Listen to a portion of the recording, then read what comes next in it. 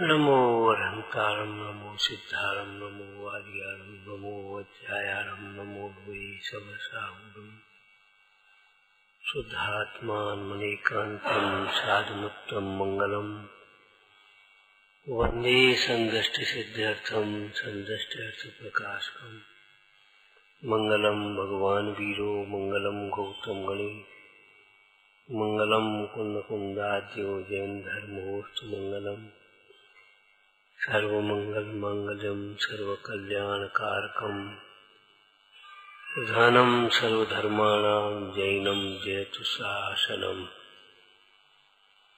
अब्बर्गाय भव्यानां शुद्धये स्वात्मन पुनः भक्षेणीयं सारस्य वृत्तिं तात्पर्य संहिता।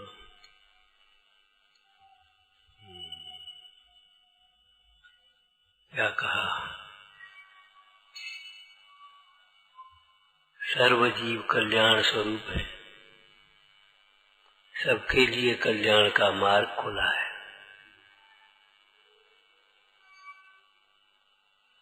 अपना मोह अथवा अपना अज्ञान ही अपने कल्याण का बाधक है।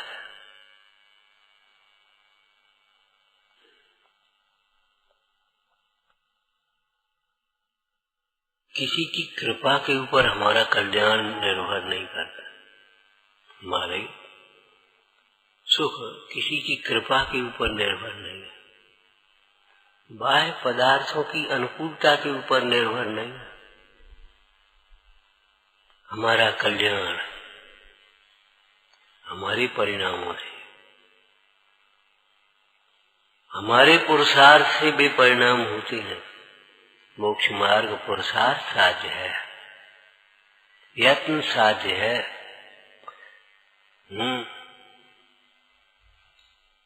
पराधीनता नहीं है। कल एक चर्चा चली थी, पर को अपना मानने वाले को ही पर की आवश्यकता लगती है, महसूस होती है। अथवा तो दूसरी भाषा में कहें तो पर को ही पर की जरूरत है। इसका कोई चिंतन किया आपने? दृष्टांत देकर के समझा। भाई गाड़ी के लिए ही तो ड्राइवर चाहिए, ड्राइवर के लिए ही तो तनख्वाह चाहिए, गाड़ी के लिए ही तो गैरेज चाहिए, गाड़ी के लिए ही तो पेट्रोल चाहिए, गाड़ी के लिए ही तो मिस्त्री चाहिए। जब गाड़ी नहीं है तो उनको ये सारे विकल्प की जरूरत नहीं। बोलो ठीक है ना? गाड़ी के लिए सब चाहिए। भाई एक गैरेज की जरूरत है, क्यों? वो अपन गाड़ी ले ली। गाड़ी नहीं है तो गैरेज की क्या जरूरत है? ड्राइवर की क्या जरूरत है? पेट्रोल की क्या जरूरत है? मिस्त्री की क्या जरूरत है? ठीक है ना? ऐसे ही और समीप में आ जाओ। शरीर के लिए ही तो सब चाहिए। कपड़ा चाहिए, भोजन चाहिए, और कपड़े भोजन आदि के लिए पैसा चाहिए, उसके लिए व्यापार चाहिए, घर चाहिए, फिनिशिंग चाहिए। मैंने ये सब शरीर के लिए ही तो चाहिए। हमें ये लगता है शरीर है सो हम हैं, इसलिए हमें ऐसा लगता है इन सब की हमको जरूरत है। अपन को इतने विकल्प आते हैं, मुंडाज को क्यों नहीं आते? जहां देह अपनी नहीं तहां ना।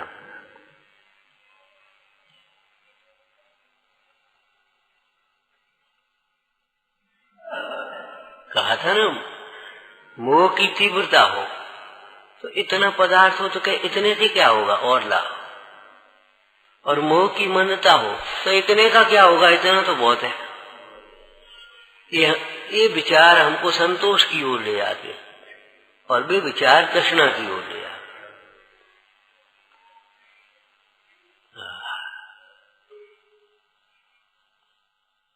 समस्त दुखों का मूल है कि जीव ने अपने को जीव नहीं जाना। आत्मा ने अपने को एक क्षण भी आत्मा नहीं समझा। बस यही मैं हूँ, ये मेरा है, ये मेरे कार्य है, और इनकी अनुकूलता है तो ये मेरा सुख है। प्रतिकूलता है तो ये मेरा दुख है।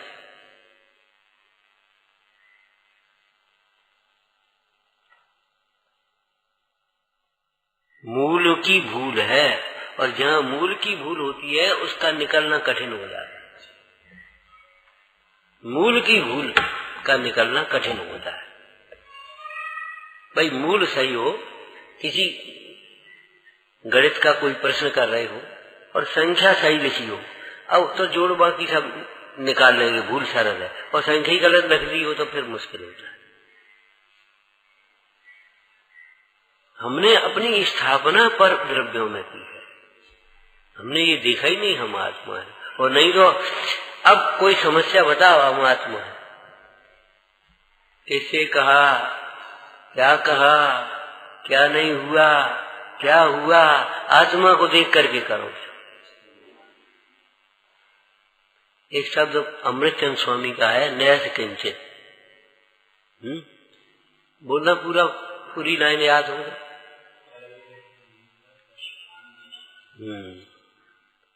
पूरे कलश का भाव बोलो।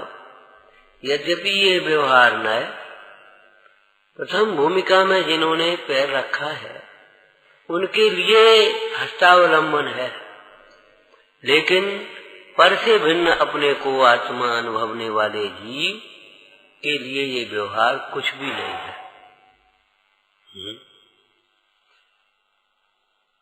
नदी पार करने वाले के लिए नाव, और नदी के उस पार पहुंचे, उतर के खड़े हो गए, ऐसे भी नहीं देखते ये नाव कहाँ।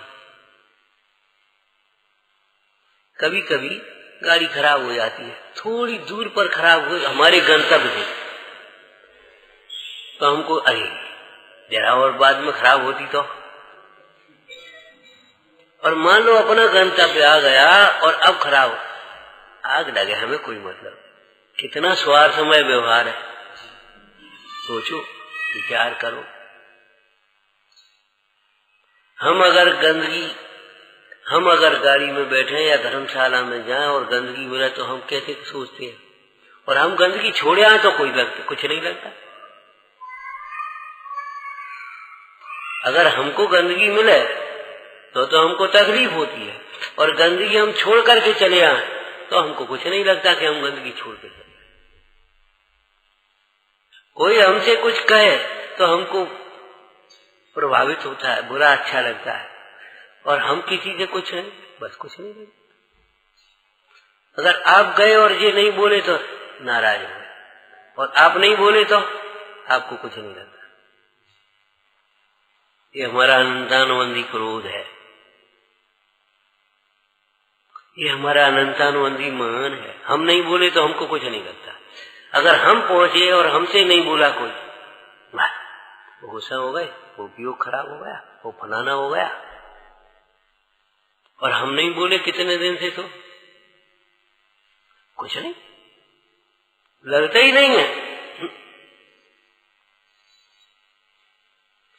माने हम अपनी ओर से बेईमानी, जैसे कहते ना, लेने की बांट अलग, देने की बांट अलग। हमारा व्यवहार की अपेक्षा अलग और व्यवहार अलग। ये नियम सारजी ग्रंथ है, विचारना। आज विषय नहीं दे रहे हैं, 10-5 मिनट बैठेंगे। विचारना, गाड़ी बहुत सुंदर, बहुत अच्छी हो और ब्रेक ना हो, कैसी लगे? बिजली की जितनी दुर्घटनाएं होती हैं उनमें प्रायः नंगे तार का कारण बनते हैं, खुले तार।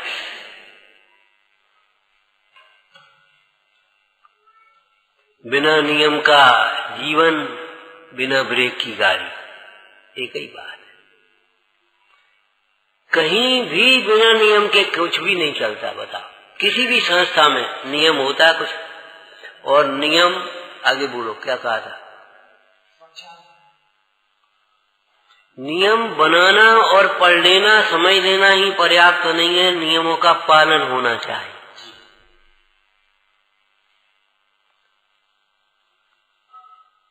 बाकी नियम तो बने हुए हैं, लेकिन नियमों का पालन हुए बिना उन नियमों का क्या लाभ?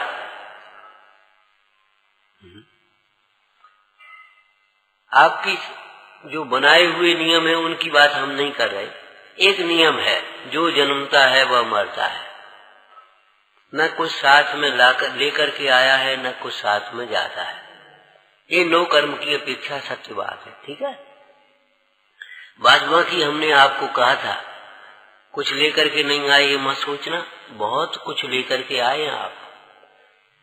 तब तो ऐसे घर में आपका जन्म हुआ, ऐसा सुंदर शरीर मिला।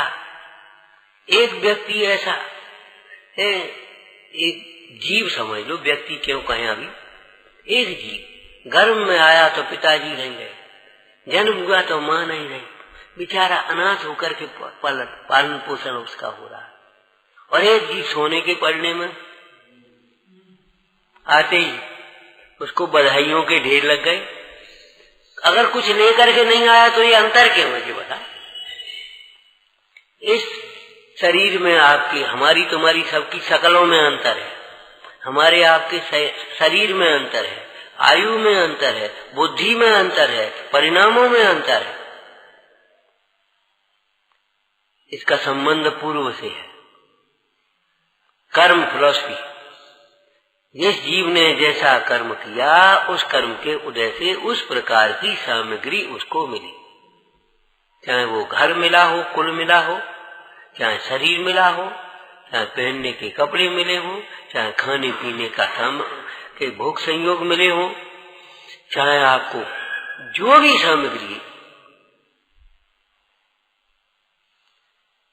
एक व्यक्ति आता है, आओ आओ साहब, आओ आओ, और एक रुक जाओ जरा इसको बाहर करो। ये क्या मतलब है? वो भी तो जीव है, लेकिन कर्म पुण्य पाप का। ध्यान रखना, आप बहुत कुछ लेकर के आए, बहुत पुण्य लेकर के आए, तब यहाँ बैठे, और कुछ लेकर के जाएंगे, लेकिन ये बाहर का संयोग, धन वैभव, परिवार कुटुंब लेकर के नहीं आएंगे, शरीर लेकर के नहीं आएंगे। जो आपके परिणामों से कर्म बंद होता है उस कर्म को लेकर के जाएंगे, और जब कर्म को भी छोड़ करके जाएंगे तब मोक्ष होगा, फिर संसार नहीं होगा। लेकिन मोक्ष में भी कुछ लेकर के जाएंगे, अपना वैभव अपने साथ में लेकर के जाएंगे। मिश्री का एक डला लो, एक डिब्बे से निकालकर दूसरे डिब्बे में रखो, बोलो कुछ लेकर के आए, अपना मिठास साथ में लेकर के आया, अपनी गंध साथ में लेकर के आया, बोलो अपने जो मिश्री के गुण थे वो वहां छोड़ करके नहीं आया, वो मिश्री के गुण मिश्री साथ लेकर के आया। लोक में कहावत है, सूर्य की धूप सूर्य के साथ चली जाती है और चंद्रमा की चांदनी चंद्रमा के साथ। जिस जीव का जैसा पुण्य है उसके साथ उसकी सामग्री है, वो आया और वो गया, उसके साथ जाएगी। हमारे पुण्य की सामग्री हमारे साथ जाएगी, आपके पुण्य की सामग्री आपके पास आएगी, आपके, और जब तक पुण्य है तब तक रहेगी, पुण्य से ज्यादा नहीं रहेगी। ये नियम है, इस नियम को कोई चैलेंज नहीं है, इसका कोई अपवाद नहीं है, इसकी कोई अपील नहीं है। वस्तु का स्वभाव व नियम है। जीव और पुद्गल एक साथ रह रहे हैं, लेकिन जीव पुद्गल रूप नहीं होता और पुद्गल जीव रूप नहीं होता, नियम है। शरीर में रहते रहते रहते रहते शरीर ही हो जाए, जीव ऐसा नहीं है। शरीर निकल करके, शरीर यहीं रह जाएगा, जीव निकल करके चला जाएगा। नियम है कि नहीं? बोलो इस नियम का कोई अपवाद, कोई अपील?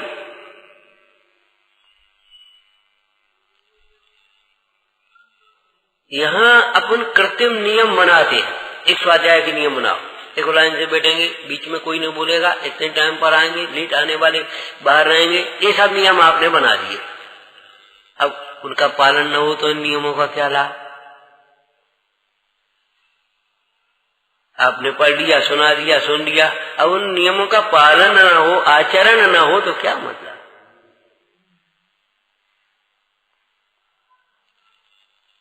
तो नियम सार जी ग्रंथ आपको नियम बनाने की अनुमति नहीं दे रहा, बने हुए नियमों को समझने के लिए और पालन करने के लिए आपको प्रेरित कर रहा।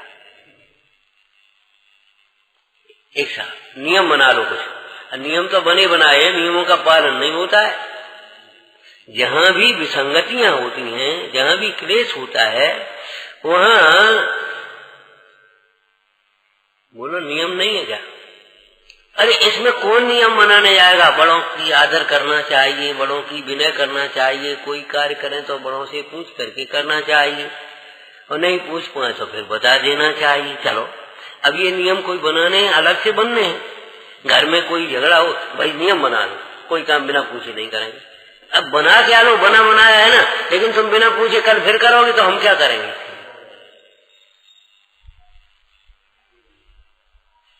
भाई देखो एक नियम बना लो, भूख से थोड़ा कम भोजन करो, आप बीमार नहीं होगे। नियम बना लो। और नियम बना के अलग नियम बनाना बना बनाया चिकित्सा विज्ञान का नियम है, भूख से कम भोजन करना चाहिए, लेकिन हम पालन नहीं करें। क्या करें? वो अच्छा लगा सुझाव रखा गए, तो अब हम क्या करें इसके लिए? नियम कहाँ नहीं है आप बताइए।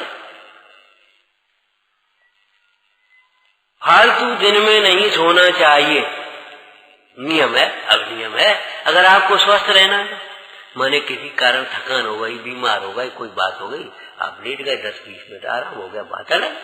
अब तुम जबरन से सो गए, फिर कहोगे पेट खराब, तो हम क्या कर लेंगे? हम क्या करेंगे इसके लिए? नियम होना ही पर्याप्त नहीं है, नियम का ज्ञान मात्र पर्याप्त नहीं है, नियम का तो आचरण होना चाहिए।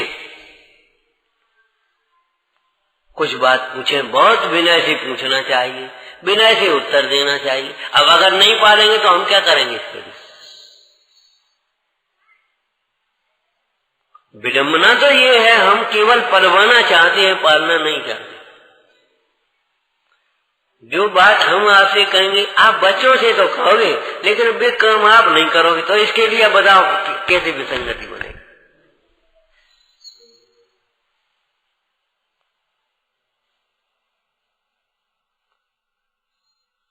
सच बात यह है, उपदेश देने की वस्तु नहीं है, उपदेश ग्रहण करने की वस्तु।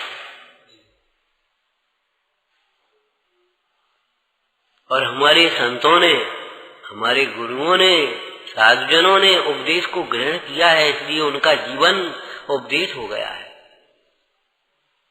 और उपदेश देने का अधिकारी भी वही है जो स्वयं उपदेश का आचरण करे। जो स्वयं उपदेश का आचरण न करे तो उपदेश देने का अधिकारी कौन हो? कैसे हो जाएगा बता?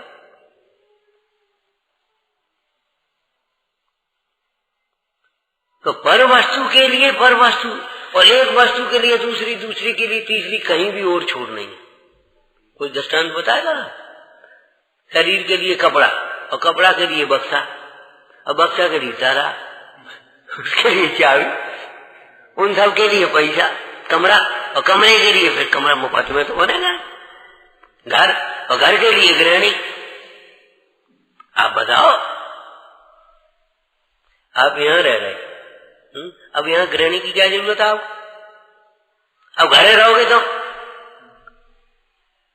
जब आप घर रहोगे तो गृहिणी चाहिए, और गृहिणी चाहिए तो गृहिणी के लिए फिर सब कुछ चाहिए। आत्मा से च्युत हुआ तो अनंत इच्छाएं जन्म लेती, इच्छाओं का कहीं और छोर नहीं। और आत्मा पर अगर हमारी दृष्टि हुई तो समस्त इच्छाओं का अभाव, अब कोई इच्छा की जरूरत नहीं। सर्व समस्याओं का समाधान, सर्व शंकाओं का समाधान आत्मज्ञान में है, आत्मानुभव में है। आत्मानुभव के बिना किसी भी समस्या का समाधान, किसी भी शंका का समाधान स्थायी नहीं है।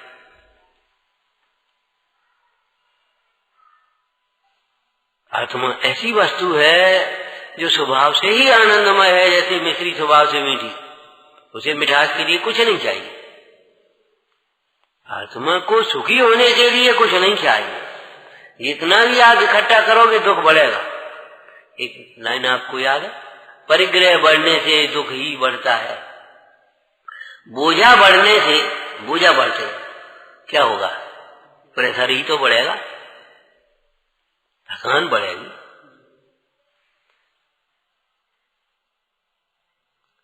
देखो योग में अनेक प्रकार के योग, प्राणायाम वाला योग अलग अलग योग होते हैं। एक तो योग माने जोड़ना, तमाम योग, और एक योग होते योग प्राणायाम वाला योग, और एक योगियों का योग। अपने उपयोग को अपने स्वरूप में जोड़ा, उसका नाम परमार्थ योग है। तो अनेक प्रकार के आसन, प्राणायाम, व्यायाम होते हैं, उनकी अलग अलग प्रकार की क्रियाएं होती हैं। ऐसे बैठ जाओ, ऐसे तुम जाओ, ऐसे हाथ रखो, ऐसे करो, इसको ऐसे पकड़ो, इसको टांग को ऐसे उठाओ, ये सब क्रियाएं होती हैं अलग अलग आसनों में। एक होता है शवासन, जो सारे विश्राम को, सारी थकान को मिटाने के लिए होता है। आसनों के बाद शवासन करा। शवासन का मतलब क्या होता है बता? कुछ नहीं, शरीर को ढीला छोड़ दो, आंख को बंद कर लो, बाहर से कुछ मत देखो। बोलो शवासन की उत्कृष्ट दशा द्रव्य संग्रह में पढ़िए, मां चिट्ठ है, मां जंप है, मां चिंता है। शवासन का अर्थ आपको मालूम है?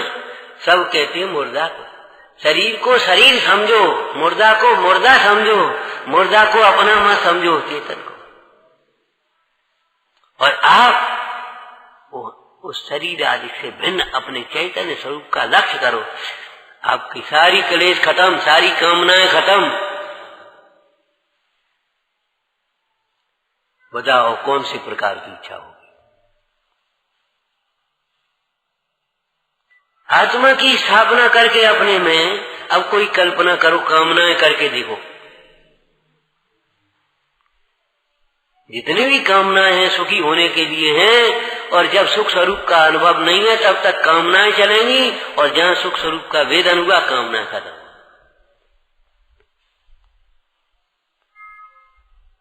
एक पंक्ति कही थी 2-3 दिन पहले, भूखा अविवेक की व्यक्ति जो देखता है इच्छा उत्पन्न हो जाती है। लाओ चाहे कुछ भी ले आओ, कहीं से ले आओ, ले तो आओ। भूखा विवेक होने पर भी विवेकी व्यक्ति चाहे कुछ खाने को तैयार नहीं होगा। भूख लगी है, जाकर के भोजन करना, लेकिन चाहे कहीं चाहे कैसा भोजन कैसे कर ले, नहीं कर पाएंगे।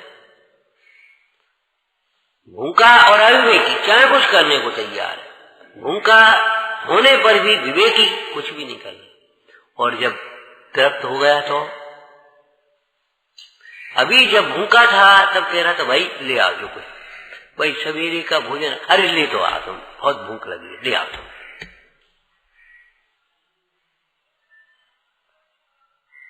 जो लाओ तो। और जब आपकी भूख मिट गई, दब गई, मिट नहीं गई, हाँ उपशमन होता है, मिटती नहीं है वो। भोजन करने वालों की भूख कभी नहीं मिटी है। अपने स्वरूप में मग्न होने वाले जीव अनंत काल तक भूख से रहित हो गए। भूख मिटती है स्वरूप की आराधना से। विचार करो, अब आप तृप्त हो गए। हमने तो पहले की पंगतों का दृष्टांत दिया था। पहले जब भोजन होते थे, सामूहिक पंगत होती थी, तो सबको बैठा दिया, बैठ गए सब लोग, परोसा हो गया, परोस दिया गया। उसके बाद अब भोजन शुरू करो। तब बड़े आदर से, प्रेम से, स्नेह से, तसल्ली से, शुद्धि से भोजन होता था। अब भोजन करने की, जब भोजन हो चुका थोड़ा थोड़ा, अब अंत में 4 लोग, बड़े लोग, प्रतिष्ठित लोग, एक थाल में मिठाइयां लेकर के चलते थे।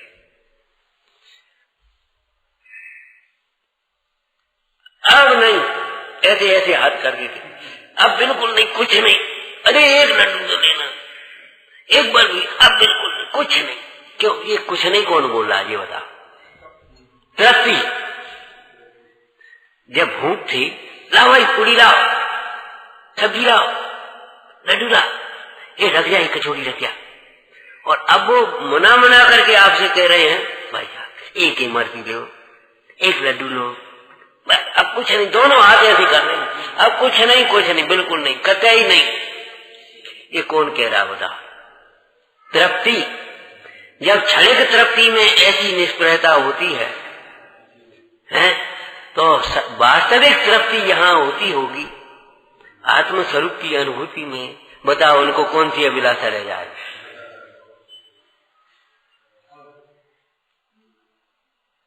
ये नियम है, जो स्वयं में तृप्त होता है वह समस्त संसार का त्यागी समझ लो। वही परिग्रह का त्यागी होता है, वही भोगों का त्यागी होता है, वही सारे संसार का त्यागी समझ लो। और जब तक इस जीव को स्वरूप की खबर नहीं है तब तक कैसे त्याग बने, कैसे त्याग बने, कैसे त्याग करो? झूठी झूठी बातें हैं शिष्टाचार की। भैया भोजन कर लो, नहीं खास भूख नहीं है, खास शब्द लग गया देखो। अब नाश्ता कर लिया था, अब कर लेंगे, पहुंच जाएंगे घर, और भीतर में क्या चल रहा है? जरा और कह दे थोड़ा सा तो फिर करूं। बोलो, सीधे सज्जे लोग तो अपने भाई भोजन करना, भोजन कर दिया, लेकिन किसी इस तरह के लोग भी होते हैं ना, नहीं खास भूख नहीं है, अभी नाश्ता कर दिया था, अब हम पहुंच जाएंगे अभी तो, और नहीं, और भीतर से निषेध आ रहा है, नहीं आ रहा। ऐसे ही आत्मानुभव से रहित जीवों का त्याग ऐसा ही समझो। हमें नहीं चाहिए मान सम्मान, और चाहिए सब। जब तक भेद ज्ञान नहीं हुआ तब तक मान सम्मान की चाह मिट कैसे गई? और नहीं मान सम्मान चाहिए, हमें कुछ नहीं चाहिए, तो भगवती का मुझे बता, तुम्हारा मन भटकता क्यों है? अगर तुम्हें नहीं चाहिए तो, जब कुछ नहीं चाहिए तो भटकता क्यों मन? काय के लिए भटकता है? इस जीव का चित्त केवल विषयों के लिए भटकता है, केवल भोगों के लिए भटकता है। क्यों? इस जीव की गहरी मान्यता मोह की पड़ी है, भोगों में सुख है। हमको अभिलाषा नहीं है, तुम हमें पूछते नहीं हो, तुमने हमसे पूछा भी नहीं, क्यों? ये विकल्प कहां से आ गया? भीतर में है, हमें पूछे, और अगर नहीं है तो हमें पूछा नहीं है, क्यों? फिर ये विकल्प क्यों आता है?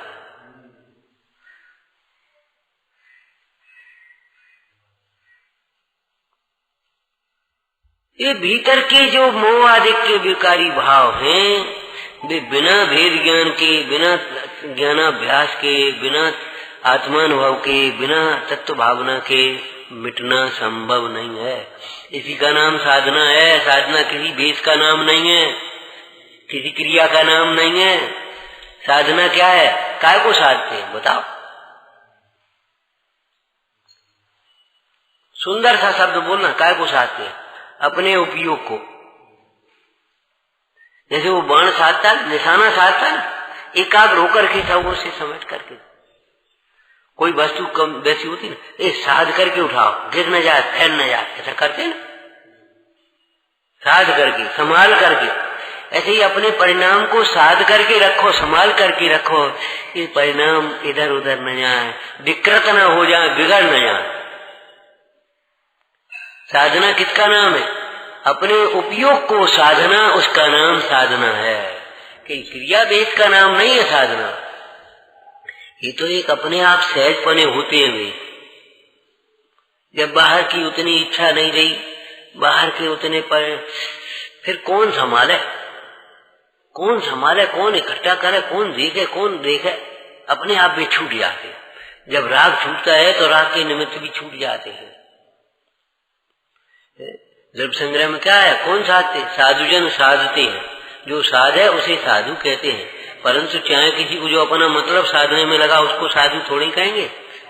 जो विद्याओं को साधता है उसको विद्याधर कहेंगे, साधु थोड़ी कहेंगे। किसको साधु कहेंगे? साधयंत नित्य शुद्धम रत्नत्रयम। जो शुद्ध रत्नत्रय को साधता है उसे साधु कहते हैं। अब जी बताओ, नियम बनाते भी हैं लौकिक में, तो काय के लिए बनाते हैं? एक सुख सुविधा व्यवस्था के लिए तो बनाते हैं। तो ऐसे ही जितने भी नियम है प्रकृति के, उन नियमों का उल्लंघन न किया जाए तो जीव दुखी न हो। कोई भी जीव जो अपने को पर रूप नहीं मानता, अपने को आत्मा रूप ही मानता है, वह कभी दुखी नहीं हो सकता। उसको कोई दुखी नहीं कर सकता। घोर उपसर्ग भी उसे दुखी नहीं बना पाए। और जो अपने को आत्मा नहीं समझता है, वो जीव तो क्षण क्षण में दुखी ही दुखी है। उसे कोई सुखी नहीं कर सकता। कितनी सुविधाएं दे दो आप, ये तो लौकिक की बात हमने आपको कही थी। सुविधाओं से कभी कोई जीव सुखी नहीं होता। सुखी होने के लिए सुविधाएं नहीं, सामग्री नहीं, संस्कार और संतोष चाहिए। संस्कार होंगे और संतोष होगा तो सुखी हो पाएंगे। और सुविधाएं मिलती जाए और सुविधाओं में पड़े रहे, नहीं, उतनी तृष्णा बढ़ती आए। पूरे नगर को पानी देने वाली टंकी भी भरती है, लेकिन फूटा घड़ा नहीं भरता। ऊपर से जा रहा, नीचे सरक रहा, फूटा घड़ा नहीं भरता। ये आशा तृष्णा का, इच्छाओं का घड़ा भी फूटा घड़ा है। इसे भरने की कोशिश बाहर से संभव नहीं। पानी व्यर्थ जाएगा, घड़ा नहीं भरेगा, पानी व्यर्थ जाएगा। ऐसे आप अपनी इच्छाओं की पूर्ति में लगे रहो, जीवन व्यर्थ जाएगा, समय व्यर्थ जाएगा, शक्ति व्यर्थ जाएगी, बुद्धि व्यर्थ जाएगी। इच्छाओं की पूर्ति संभव नहीं, इच्छाओं का अभाव ही संभव है।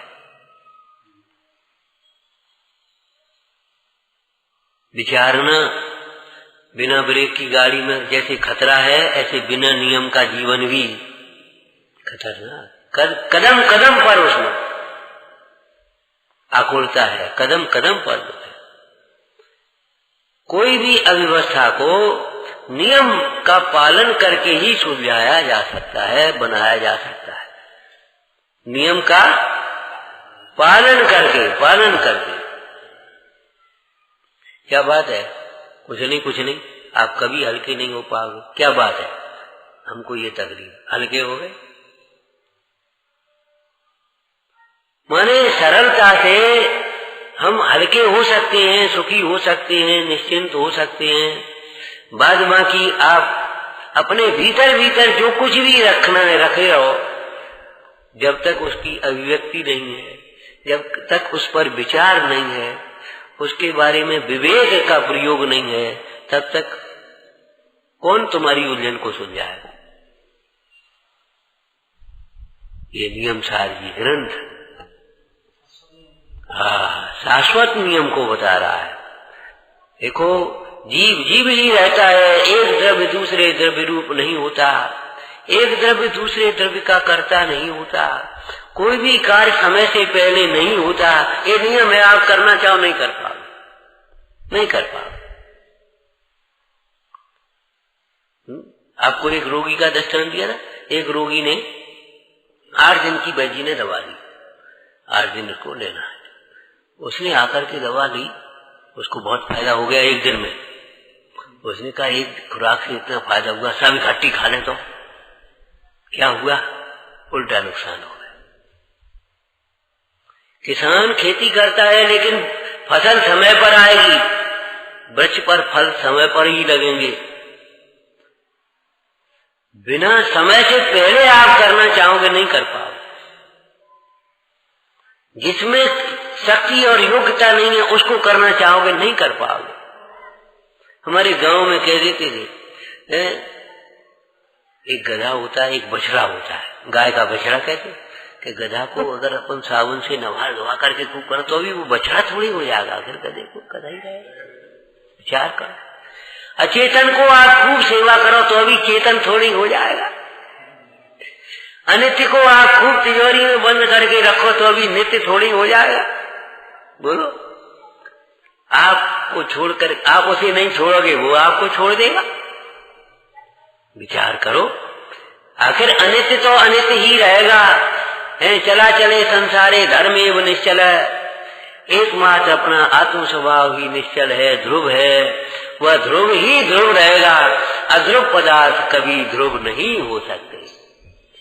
उनमें किया, उनको ध्रुव बनाने का उपाय निरर्थक चला। विचारना, विचारना। पद्म पुराण जी में क्या लिखा, इस नियम के संबंध महत्ता, जिसके जीवन में अगर नियम नहीं है तो जीवन निरर्थक है। नियम अगर जीवन में नहीं है तो जीवन निरर्थक है।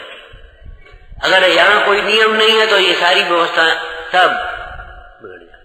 ऐसे जीवन में अगर नियम नहीं होगा तो जीवन निरर्थक समझो। जीवन की सार्थकता नियमों से, और नियमों की सार्थकता साम्य भाव से, समता भाव से। और समता की सार्थकता की जरूरत ही नहीं, समता भाव स्वयं आनंदमय विचारना। हे जिनवाणी भारती तो ही जपो दिन रे, जो तेरी शरणा गए सो पावे सुख चैन।